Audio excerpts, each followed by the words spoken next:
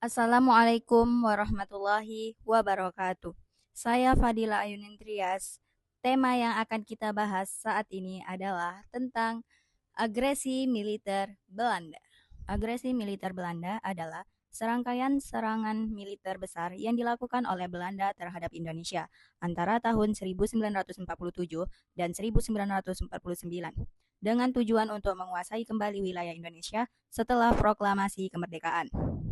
Agresi ini terdiri dari dua peristiwa utama, yaitu agresi militer Belanda 1, 21 Juli sampai 5 Agustus 1947, yang dilancarkan setelah gagalnya perundingan, dan agresi militer Belanda 2, 19 Desember 1948, yang dilancarkan setelah perundingan kembali menemui jalan buntu. Dalam hal ini, kita dapat melihat dua narasi berbeda tentang alasan mengapa terjadinya agresi militer Belanda tersebut. Yang pertama, narasi Belanda. Pihak Belanda cenderung melihat hal ini sebagai upaya untuk memulihkan ketertiban dan melindungi kepentingan ekonomi, dengan dalih mempertahankan kesepakatan perundingan Linggarjati yang mereka tafsirkan sendiri.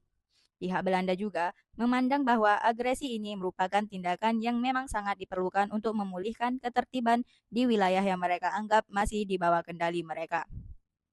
Yang kedua, agresi militer Belanda dari perspektif Indonesia. Indonesia memandang agresi militer Belanda sebagai tindakan penolakan dan perlawanan terhadap penjajahan yang dianggap melanggar kedaulatan Indonesia yang sudah diproklamasikan.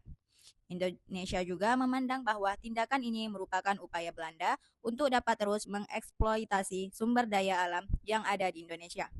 Pernyataan ini didasarkan oleh kenyataan yang mana Belanda melakukan agresi militer di berbagai wilayah yang kaya akan sumber daya untuk memulihkan ekonomi mereka.